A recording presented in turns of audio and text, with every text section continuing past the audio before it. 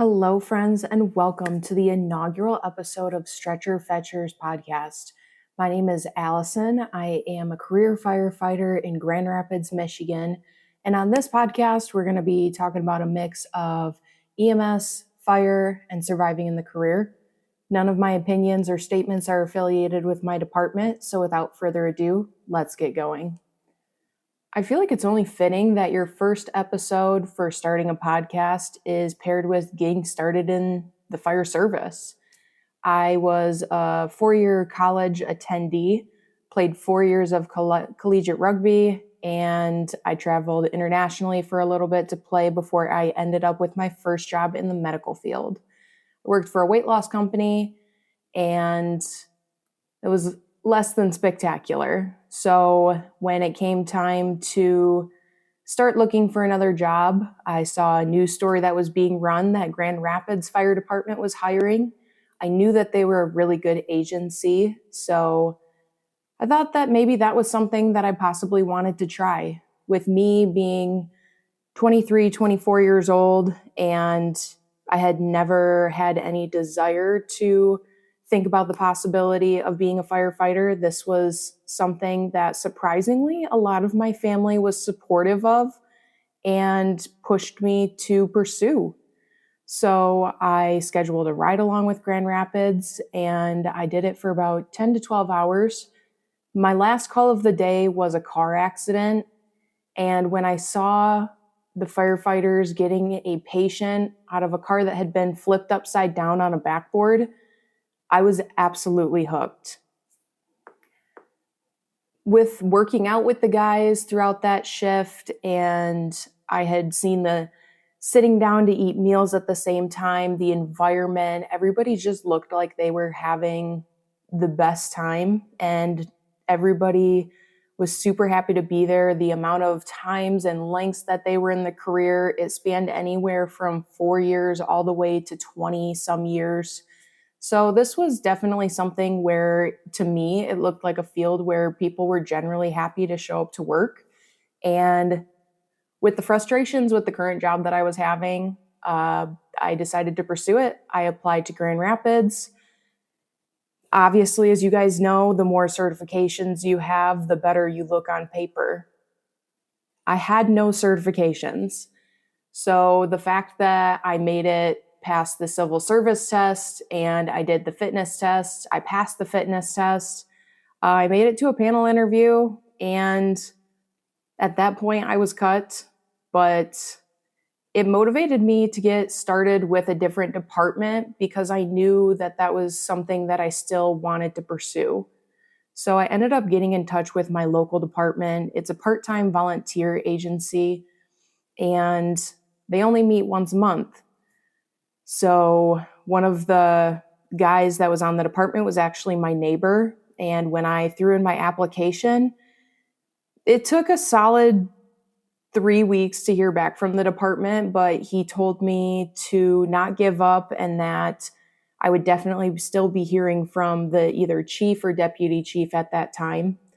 They invited me to a fire practice where I participated in medical skills with them. It was a Sunday morning, so I stayed there for about 4 hours, and they followed it up with an interview, and they offered me a job.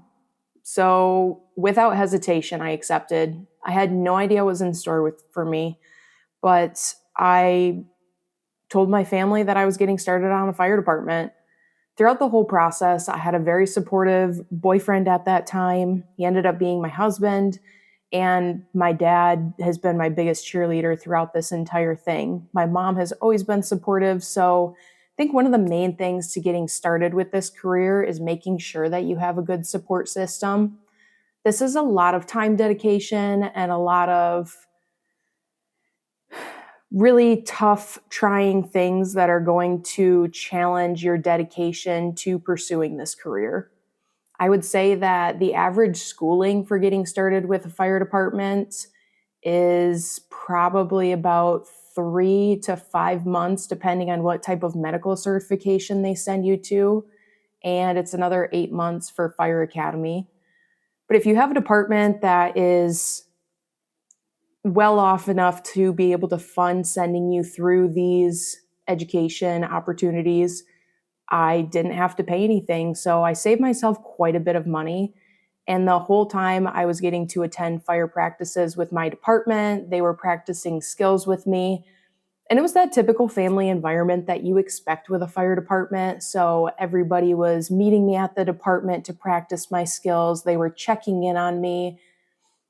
Not to mention that I had also quit the weight loss industry at that time. And I started searching for a new job because it ended up that I was telling them I was going back to school to try and become or pursue firefighting. And they said that they would consider firing me if I started limiting my schedule. Mind you, I was working at that job from 7 o'clock in the morning until 5 o'clock in the afternoon. And on Saturdays, it was 9 to 1. So I was dedicating 6 days a week to them, and they couldn't send me off to academy that started at 6 when I was asking to give up my half day to be able to go to classes twice a week. But I digress. Find yourself a good support system. And I ended up finding myself another great work support system. I joined the level 1 trauma department at Butterworth Hospital, where I had a surgeon that I worked under, and we worked orthopedics. It didn't take long for me to get cross-trained with the burn unit, acute care surgery, and the wound clinic. And finally, my last training and cross-training was the physical medicine and rehab. Ended up being a preceptor there, and I spent 4 years there while I was going through school and working part-time with the department. One thing that you do need to know before getting started with the fire service is your first year is going to be your most trying year. Like I mentioned with the time constrictions of going through class, you do have to likely work your full-time job on top of attending fire department functions. So I was lucky enough that I was in a spot where I was living with my parents. I didn't have any kids. So I was probably working like 60 hours a week plus class. And I mean, at that time, I was unmedicated for ADHD. So I was hyper fixated on Fire Academy and EMS Academy. It was super fun for me. So it wasn't terrible, but I think that people that start later on in their lives where they're already established with a job that's maybe not as understanding, or kids and spouses that they have to answer to, I get it. But your first year, if you can get past that, it is so, so worth it. I had my husband, which was my boyfriend at that time, we were living separately, and he was working third shift. So a lot of the times I could pretty much just spend all my time at the department, and my mom would always have a microwaved meal for me to come back to when I was done with training. And they always loved hearing the stories. So I think that they were just as excited for me to go to training as I was to go to training. Your probation, once you get started with actually finishing your classes, most departments typically have it around a year long in probation. These probations are different department to department. The part-time volunteer agency that I had my probation initially through, I was still considered a participating member, but obviously I needed to learn different skills and I needed to get different experiences before I was patient facing and running on my own. These are situations where you can't specifically train for what you're doing on a regular basis. So I would sign up for on-call nights and I would get no calls. I would also sign up for on-call nights and I would get a ton of calls. I would still have to go to my job the next day. So staying out of that fatigue area was a little bit challenging. But we also were not necessarily, I was part of the incoming age where we didn't get directions dispatched to us, and it was an old-fashioned pager. So I couldn't hit a replay button. I had to listen to the pager when it was going off. And so I was really not sleeping much when I was on call because I was very nervous about missing a call. My neighbor, usually signed up for these on-call nights with me, and he said that as long as I was waiting at the end of the driveway, he would pick me up. And if anybody has ever driven or ridden in a truck that has lights and sirens, it is such an adrenaline rush. Even if you're just going to those chest pain calls when you first get started, anything that's lights and sirens, everybody's eyes light up. It's a super cool experience. And then you finally get to help someone and make them feel better when they're at their worst.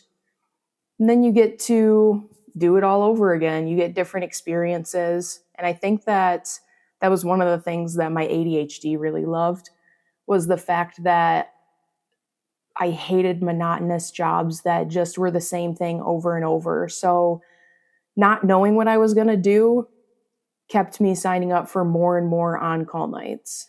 But anyways, your probation typically consists of getting tested out on medical skills. I did an hour or two of drive time on all the vehicles. So we had a platform truck, a tender truck, or some people call it a tanker. We had to do a rescue, which is similar to an engine, but it has a lot of extrication and tech rescue stuff on it. And we had a brush truck and a typical medical truck. So I did my drive time, did my pump time. We do a lot of drafting operations and relay operations there. So there was a bunch of skills that I had to check off before I was able to start pulling trucks and running on my own.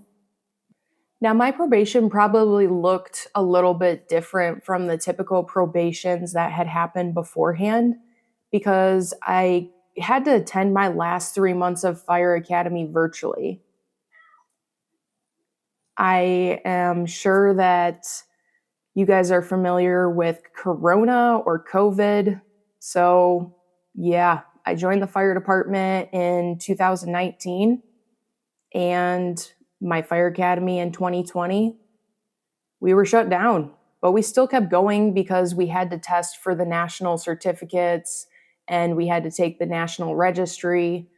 It wasn't something that the state had been planning for at that time. So we were meeting over Zoom. We were running our practicals with surgical masks on. It was a unique experience, but also the call volumes that I got, I was likely exposed to stuff a lot sooner than normal people would experience class ones. Protocols were adjusted, so we weren't typically handling patients the way we normally were. And there was actually a lot of times where I had to stay in the truck because we were only sending in the bare minimum personnel that was required to be treating these patients. And so it was kind of weird choosing who was going to go and interact with these patients, because you were kind of selecting who was going to get exposed to COVID and who was going to stay safe. So people kind of alternated depending on who you were working with. If people had little kids at home, the people that lived with their no kids, or people that were able to necessarily kind of like afford to be exposed to COVID. It was weird because we didn't really know what COVID was at that time. We just knew that it was something that was bad that was happening. And the state was giving us weekly updates about what the virus was doing and what the expected outcome of patients were going to be that were severely affected by COVID. I think that COVID was still a really good learning opportunity because I was able to get really good at handling patients that had severe hypoxia and patients that were extremely declined. Your problem solving gets a lot better when you have patients that are not necessarily always able to help you, and working on lifting and moving patients or maneuvering different conditions where you have to carry the patients out all the time. I feel like I rarely had a patient that was to the point that they could walk. So anyways, working at the hospital that whole time, I was signing up for extra COVID shifts at the hospital where those jobs ranged anywhere from rolling and folding gowns to being a sitter for patients with COVID, and I brought a lot of people to the morgue. It was a lot of introductions to a lot of different health conditions. And for someone that was coming from just getting out of school, they were doing layoffs. And so they offered to furlough people. And I knew better than to be volunteered to be furloughed. Those people didn't end up coming back. I was working for a huge corporation at that time, and they found out that, well, we can do the jobs and have the same productivity levels with 2 and 3 less people on the staff. So we're probably not going to bring these people back. Working for the hospital was a great opportunity, but also it was definitely run by corporate heads. So working with fire and EMS, we have people that recognize that minimum staffing is important and they're worried about patient safety. So not having enough people working was considered a safety risk, where the corporations viewed it as saving money.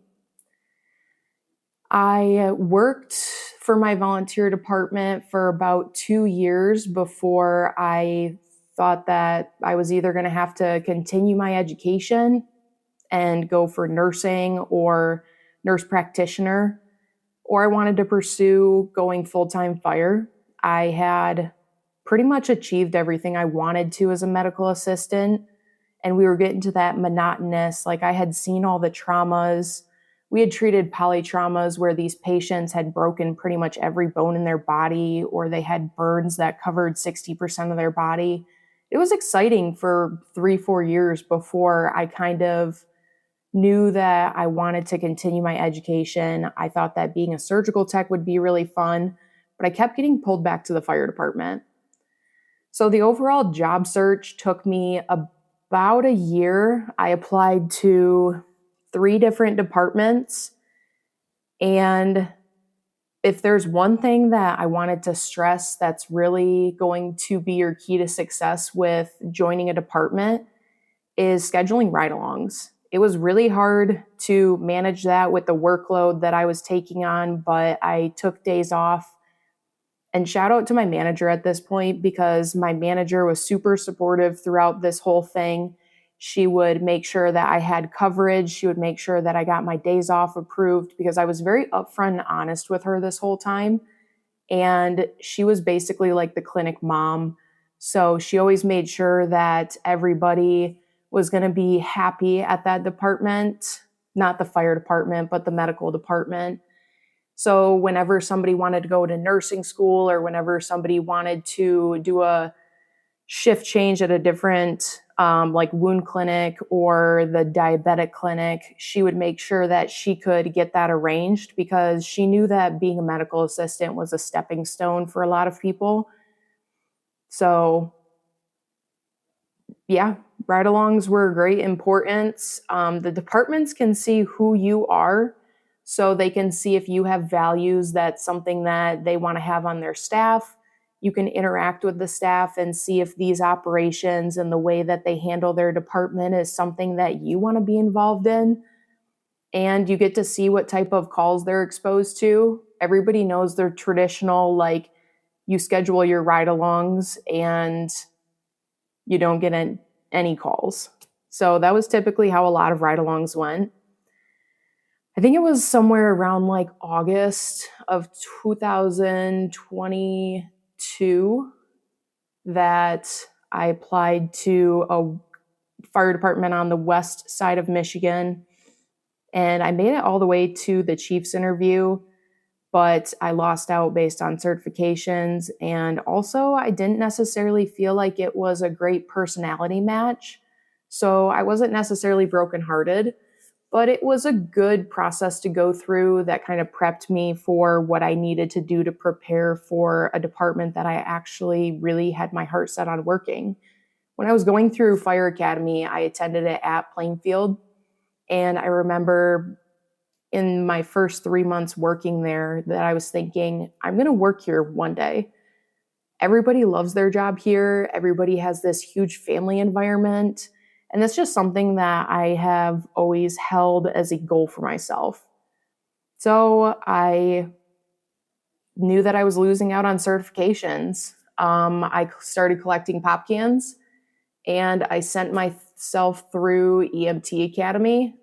passed my national board certification, and I now had a leg up on applicants. I was starting to match the skills that were required for these job applications, and I started doing ride-alongs with 2 other departments. And when you're doing ride-alongs, I personally recommend having your phone out as little as possible.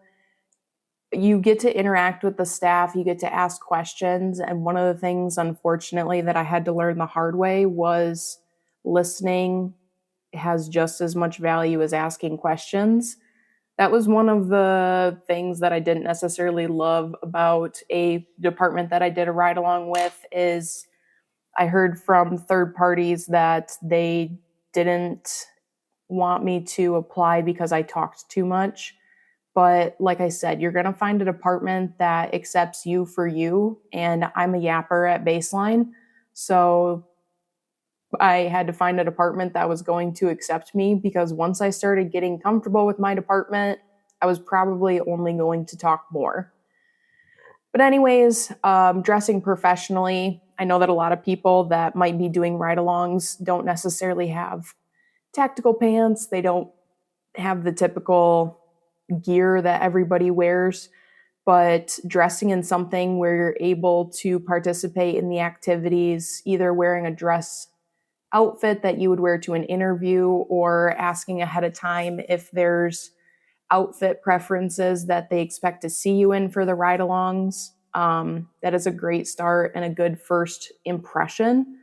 Another one is sending follow-up emails. I always thank the departments for their time because it's what I found out later on is whenever you have a ride-along, it's kind of like emotionally exhausting because you're entertaining another person. You have to kind of take a little bit longer to do things than you normally would, explain things. So it's taxing on the crew.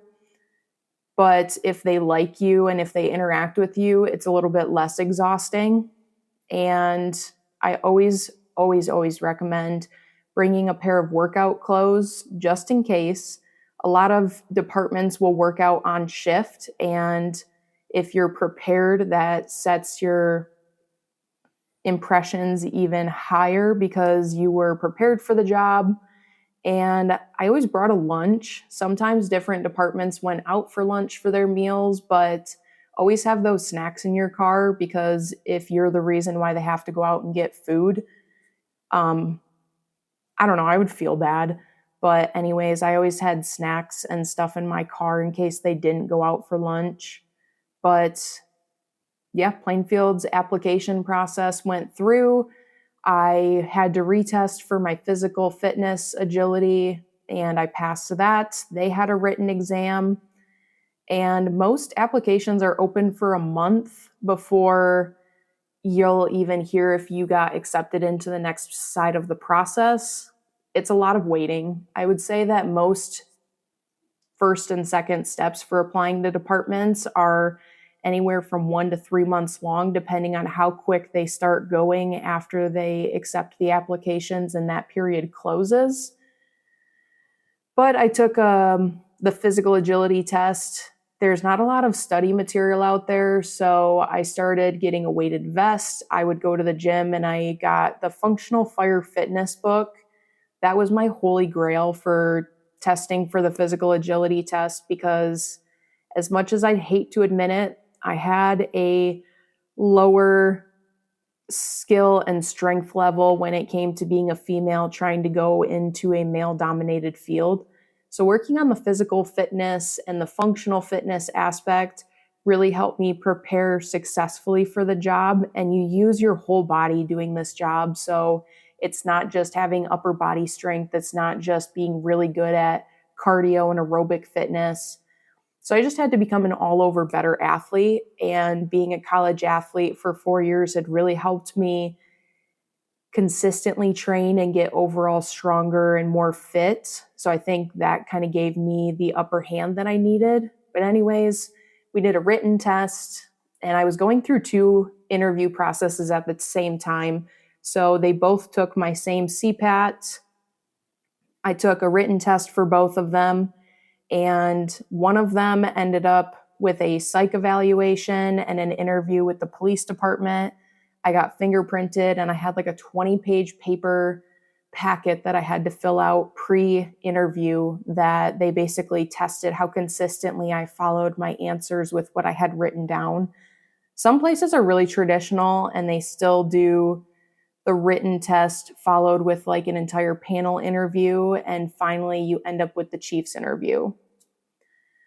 My panel interview, I feel like I really left that feeling like I knocked it out of the park. I was my true authentic self, and at that time, this was for Plainfield. I felt like I wanted to put my best self forward, and they liked that. I matched up with their ideals.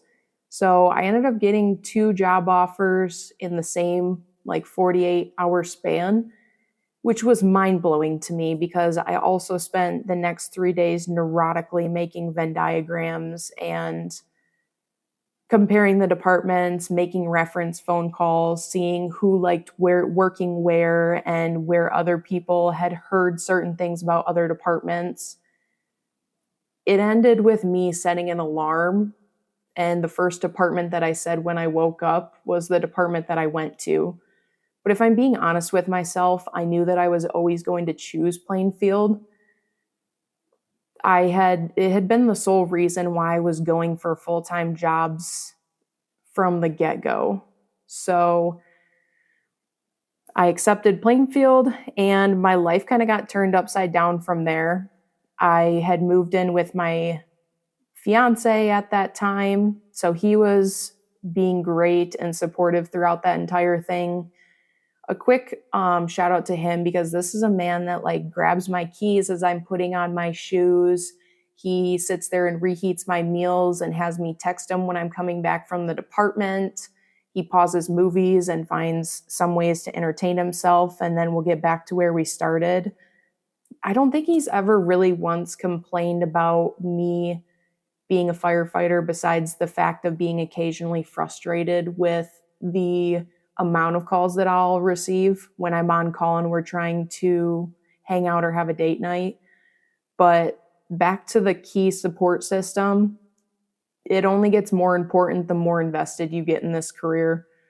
So I put in my 1 month at the hospital. That was super bittersweet because I did really enjoy working there, but it was time for me to move on. They were telling me it was time to move on, and they said, "You are definitely meant for bigger and better things." And I feel like I'm really achieving that.